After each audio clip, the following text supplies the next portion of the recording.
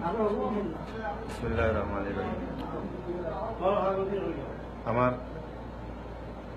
প্রথম হইল সাংবাদিক ভাই হোক আমার মুরব্বী হিসাবে আপনার কাছে আমার সালাম ও আপনি কষ্ট করে আইসেন হিসাবে আমি ধন্যবাদ আপনারে। আমার কোনো কিছু বলার নাই, শুধু একটা কথাটা হইল আমি বলতে আমার ভিতরে আয় না ভাই, আমি কিতা বলতাম, আমার কিতা খবর আছে।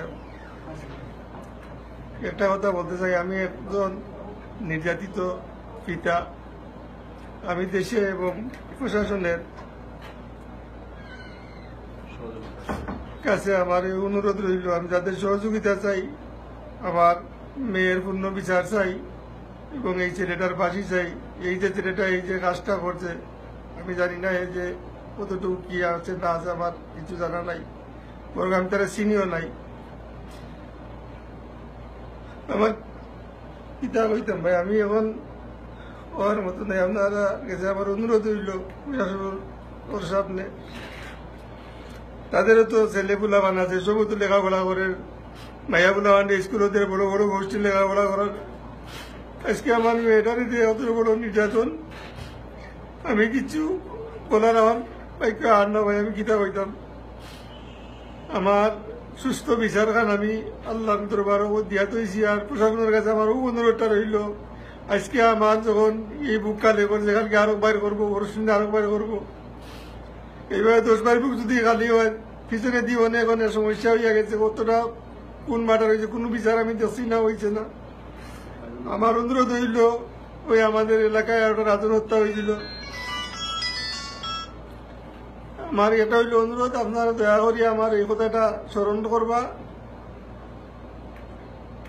প্রধানমন্ত্রী লাগাইয়া একবার নিচে যারা আমাদের এই দেশের বড় প্রশাসনের মধ্যে আসেন, পুলিশ প্রশাসন লাগাইয়া আমার সুষ্ঠু বিচারটা আগে আল্লাহ দেওয়াটা করিয়া দিবা। আমি অতটা বিচার চাই। আর আমি আগামীকাল আমি বুঝতে পারলাম না যে আমার ফ্যামিলির কি নিরাপত্তা আছে। আমি এটার জন্য আমি আমার মেয়ের কাছে আগামীকাল যাইতেছি, আশা করছি যাইতাম। দোয়া করবো আপনারা।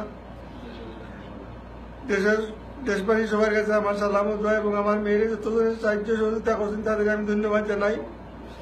এই বলে আমার বক্তব্যটা শেষ করলাম। আসসালামু আলাইকুম।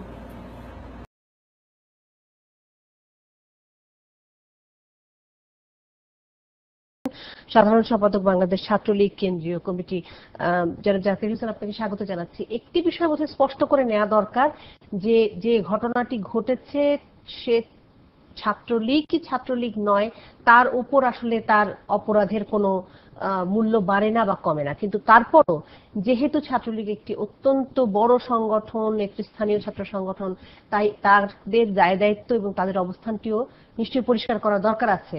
জনাব জাকির হোসেন, সেই কারণেই আমরা আপনার কাছে একটু কিছু তথ্য জানতে চাই। আমাকে একটু যদি বলবেন যে এই বদরুল আলম এর ছাত্রলীগের সাথে সম্পর্কটি কি?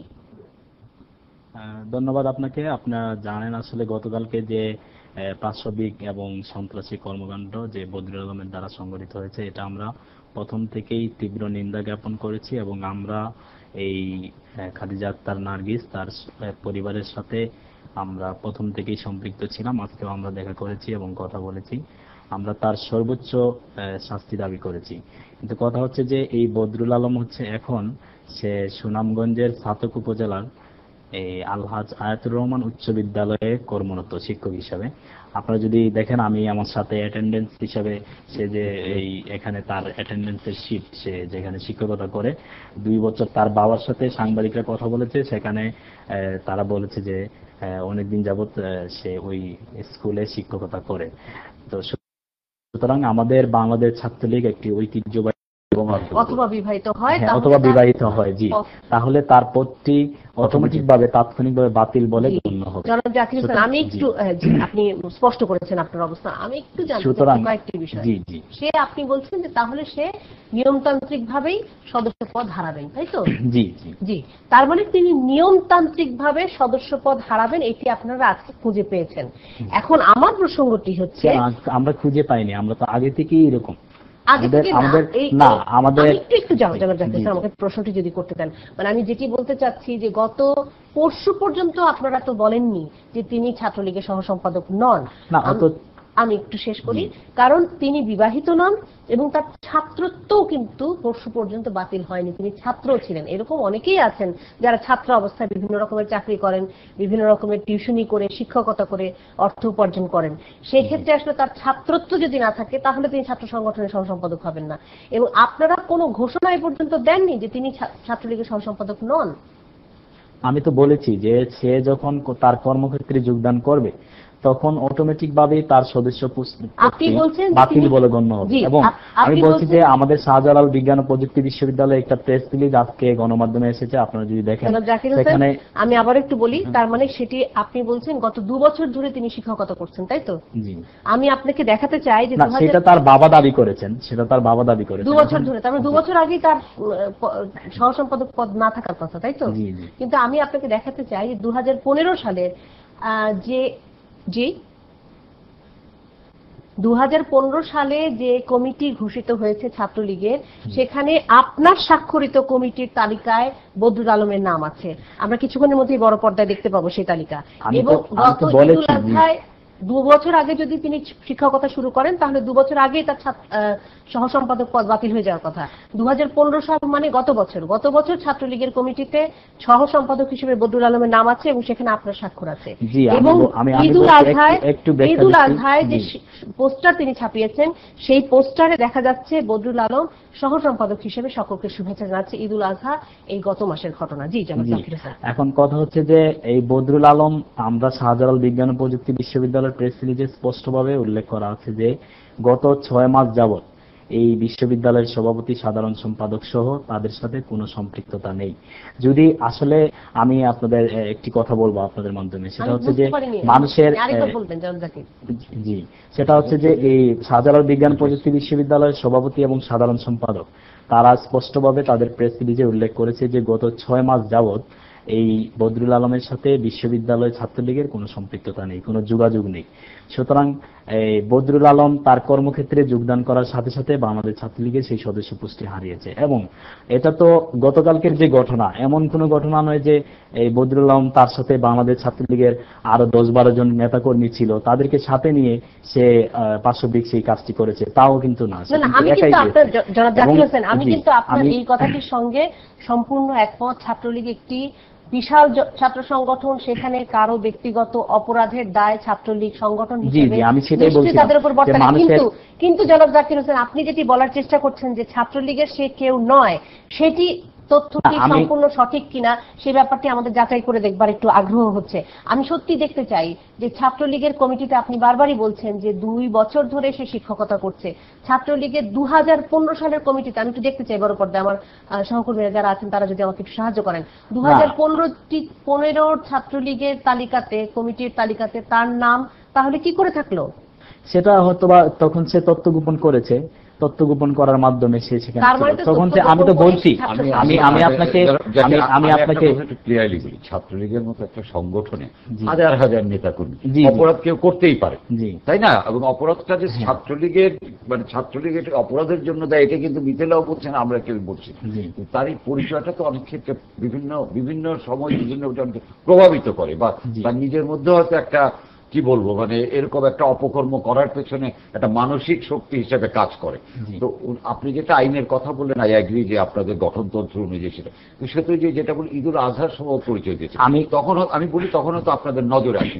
আজকে এমন একটা নৃশংস ঘটনা ঘটার পরে আপনারা এই আইন কানুনগুলি দেখাচ্ছে। আমি ধন্যবাদ জানাই যে আপনারা হাসপাতালেও গিয়েছেন, আমি দেখেছি স্কয়ার হাসপাতালে গিয়েছেন, আপনাদের যে সম্পৃক্ততাটা প্রশংসার যোগ্য। যারা অপরাধ করছে তাদের যদি আমরা কোনোভাবে আড়াল করতে চাই বা কিন্তু তাহলে কিন্তু আমাদের মানে এটা খুব মূল উদ্দেশ্যটা ব্যাহত হবে। ছাত্রলীগের কর্মী যে হাজার হাজার নেতাকর্মী সবাই ভালো, এটা তো দাবি করার কোনো অবকাশ নেই, এবং একটা ব্যক্তি অপকর্ম করতেই পারে।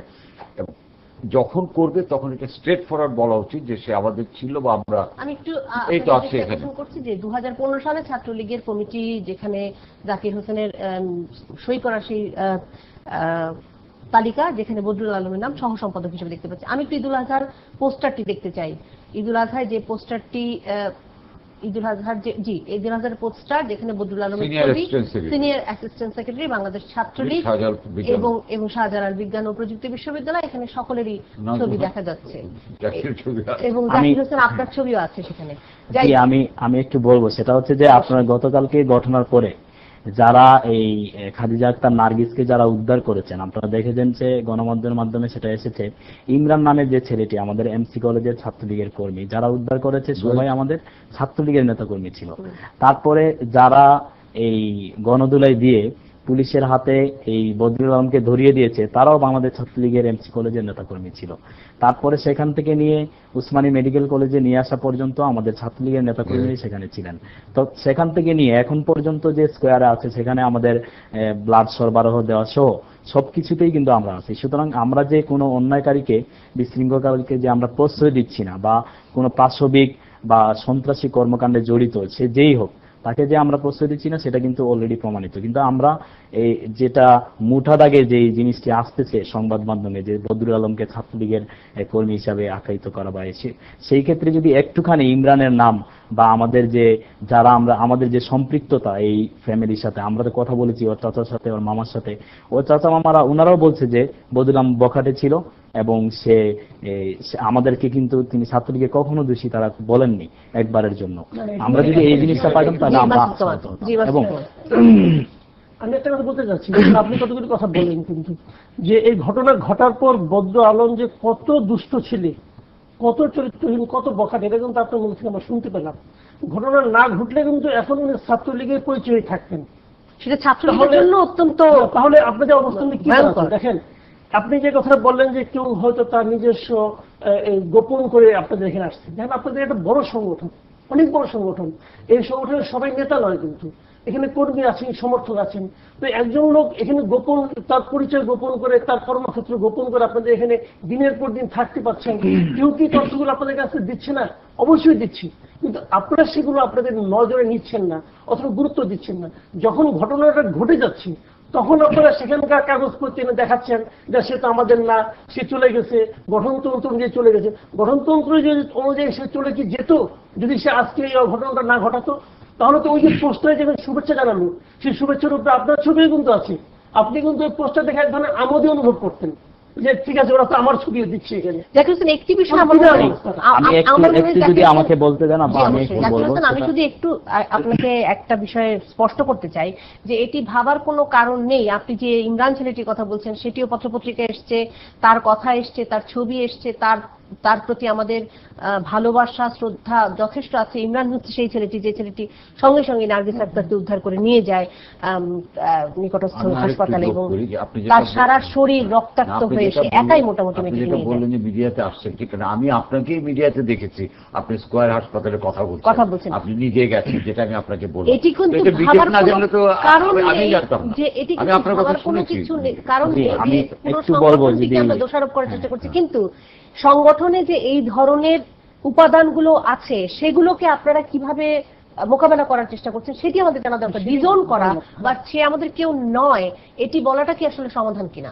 আমি ওভাবে বলি না, আমরা বলেছি যে স্পষ্টভাবে যে যদি এখন যারা কর্মক্ষেত্রে আছেন, আমাদের বাংলাদেশ ছাত্রলীগের অনেক নেতাকর্মী আছেন যারা এই জার্নালিস্ট হিসাবে বিভিন্ন জায়গায় জব করছেন, বিভিন্ন ক্ষেত্রে জব করছেন, টিচার হিসাবে, শিক্ষকতা হিসাবে, তার এই কর্মক্ষেত্রে এই কর্মজীবনে যদি সে কোনো তার পার্সোনাল অ্যাক্টিভিটিতে যদি সে জড়িয়ে যায়, এরকম কোনো পাশবিক কর্মকাণ্ড করে, সেটার দায়ভার কি আপনারা কি বলেন আপনাদের মধ্যে যে বাংলাদেশ ছাত্রলীগ নিতে পারে? আমরা কিন্তু একবারও বলিনি না, কিন্তু আমরা কিছুদিন আগে আমরা দেখেছি, কিছুদিন আগে আমরাও দেখেছি যে এই আমাদের দেশে জঙ্গিবাদ মৌলবাদ যেভাবে চলছিল, আমরা দেখেছি যে এই জঙ্গিবাদ মৌলবাদের সাথে যারা যে ছেলেগুলা তরুণ প্রজন্মের যারা জড়িত ছিল, অনেক পিতামাতাই কিন্তু তাদের এই ছেলেদেরকে নিজের সন্তান হিসেবে পরিচয় দিতেও কিন্তু অস্বীকৃতি জানিয়েছে। আমরা দেখেছি দিনাজপুরের এক মা বলেছেন যে আমরা এই ছেলেকে, তার সন্তানকে তার নিজের সন্তান হিসেবে পরিচয় দিতে অস্বীকৃতি জানিয়েছেন। এখন পর্যন্ত তাদের ডেড বডি কিন্তু এখনো নিচ্ছেন না। আমরা জানি আপনার এই কথাটা একটা জিনিস হলো যে সন্তানকে আমি পরিচয় দিচ্ছি কিন্তু আমার সন্তান এটা তো অজানা অস্বীকার থাকছে করা- অস্বীকার করা না। যায় আমরা যে না। ছাত্রলীগের মধ্যে যারা এসব কাজ করে তাদেরকে আমরা প্রশ্রয় দিচ্ছি না, আমরা প্রশ্রয় দিচ্ছি না। প্রশ্রয় না দেওয়া আর তিনি ছাত্রলীগের কেউ ছিলেন না, তার ঠিক আছে, সদস্যপদ ঠিক আছে। বাতিল হয়ে গেছে, দুটো ভিন্ন বিষয় যেমন আমরা দেখতে তবে পাচ্ছি। আমরা প্রশ্রয় দিচ্ছি না। এবং মানুষের তো দুইটা সত্তা আছে, একটা হচ্ছে মনুষ্যত্ব, আরেকটা হচ্ছে তার পাশবিক পশুত্ব। যদি কোনো ব্যক্তি তার পার্সোনাল অ্যাক্টিভিটির মাধ্যমে সেই পশুত্বের মাধ্যমে যদি পাশবিক বা সন্ত্রাসী কর্মকাণ্ডে জড়িত হয়ে যায়, সেটার যে আপনার কথা এবারও তো আমাদের না। আপনাকে মাঝে কিন্তু আমি একটা তথ্য আপনাকে দিতে চাই যে আপনি যেটা বললেন, হ্যাঁ আমি মানলাম যে ছাত্রলীগের হাজার হাজার নেতাকর্মী সবার সম্পর্কে খোঁজ রাখা বাস্তবিক পক্ষেই সম্ভব না। কিন্তু এই ইমরান, আমি আজকে একটা গণমাধ্যমে দেখেছি যে এই ইমরান তার এলাকায় সুনামগঞ্জের ছাত্রকে বছর খানেক আগে বোধহয় আপনাদের এই ইফটিজিং এর জন্য একটা মেয়েদের স্কুলের সামনে বদরুল আলম স্যালুট ইমরান, এই বদরুল আলম এই সুনামগঞ্জের ছাত্রকে একটা মেয়েদের স্কুলের সামনে ইফটিজিং এর জন্য গণধোলায় শিকার হয়েছে।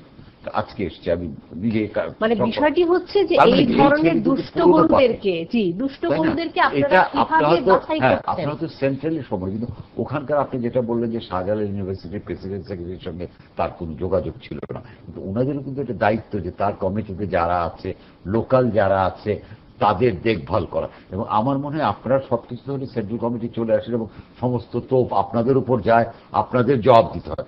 আপনারা বোধহয় মানে আমার মনে হয় যে নিশ্চয়ই করেন আপনারা, তারপর আর একটু যে এই লোকাল যে কমিটির প্রেসিডেন্ট সেক্রেটারি আছে তাদের মধ্যে আর একটু দায়িত্বশীল আচরণ করতে হবে। না, যোগাযোগ ছিল না, এই জন্যই যে হচ্ছে কর্মক্ষেত্রে আছে, সে শিক্ষকতা করছে, এই জন্যই বিগত 6 মাস যাবৎ আমাদের শাহজালাল বিজ্ঞান